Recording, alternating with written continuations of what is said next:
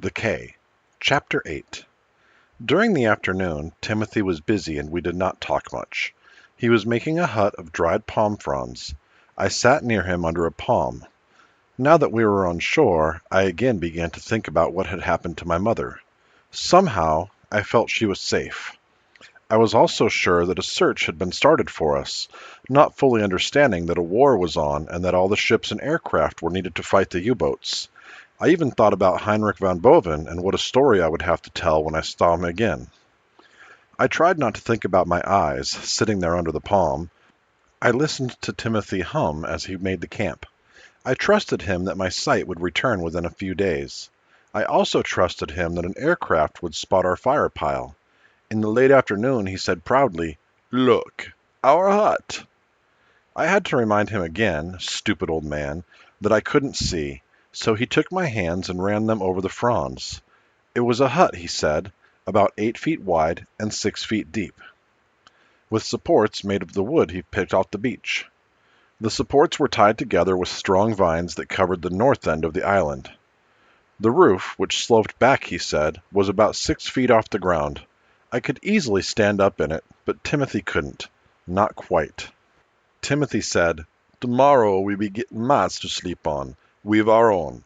But tonight we must sleep on the sand. 'Tis soft." I knew he was very proud of the hut. It had taken him only a few hours to build it. "Now," he said, "I must go down to the reef and fetch langosta. We'll roast it, to be true." I became frightened again the minute he said it. I didn't want to be left alone, and I was afraid something might happen to him. "Take me with you, Timothy," I pleaded. "Not on the reef," he answered firmly. "I have not been there before. If 'tis safe, tomorrow I will take you." With that, he went down the hill without saying another word. My mother was right, I thought. They had their place, and we had ours. He did not really like me, or he would have taken me along. He was different. It seemed as though he were gone for a very long time. Once, I thought I heard an aircraft, but it was probably just my imagination. I began yelling for Timothy to come back, but I guess he couldn't hear because of the water noise on the reef. The palm fronds above me rattled in the breeze, and there were other noises from the underbrush. I knew Stukat was around somewhere, but it didn't sound like him. I wondered if Timothy had checked for snakes. There were also scorpions on most Caribbean islands, and they were deadly. I wondered if there were any on our cay. During those first few days on the island, the times I spent alone were terrible. It was, of course, being unable to see that made all the sounds so frightening. I guess if you are born blind, it is not so bad. You grow up knowing each sound and what it means. Suddenly, the tears came out. I knew it was not a manly thing to do, something my father would have frowned on, but I couldn't stop. Then, from nowhere, came Stukat. He rubbed along my arms and up against my cheek, purring hard. I held him close. Soon, Timothy came up the hill shouting, "Young boss, tree nice langosta." I refused to speak to him because he had left me for such a long time. He stood over me and said, "Here, touch them. They are still alive." He was almost crowing over his lobster. I turned away. Sooner or later, Timothy would have to understand that he could not ignore me one minute and then treat me as a friend the next. He said softly, "Young boss, be an outrageous man if you like, but here I'm all you got." I didn't answer. He roasted the langosta over the fire, and later we crawled into the hut to spend our first night on the silent island. Timothy seemed very tired and groaned a lot. Before we went to sleep, I asked him, "Tell me the truth, Timothy. How old are you?" He sighed deeply. "More than 70. Even more than 70. He was very old. Old enough to die there.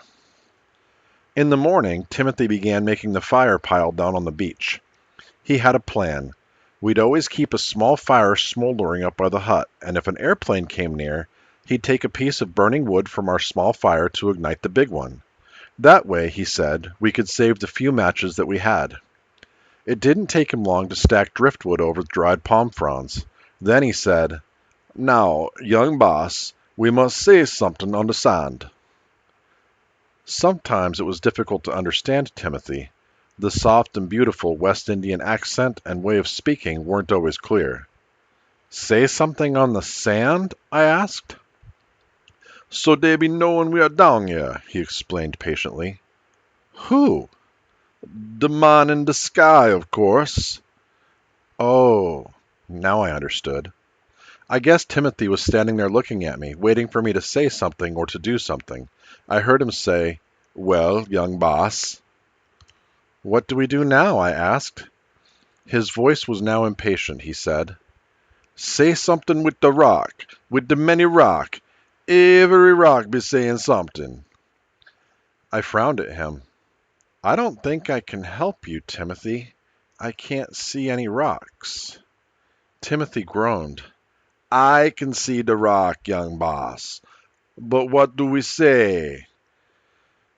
I laughed at him, enjoying it now. "We say, 'Help.'" He grunted satisfaction. For the next 20 or 30 minutes I could hear Timothy dropping rocks against each other, singing softly to himself in calypso.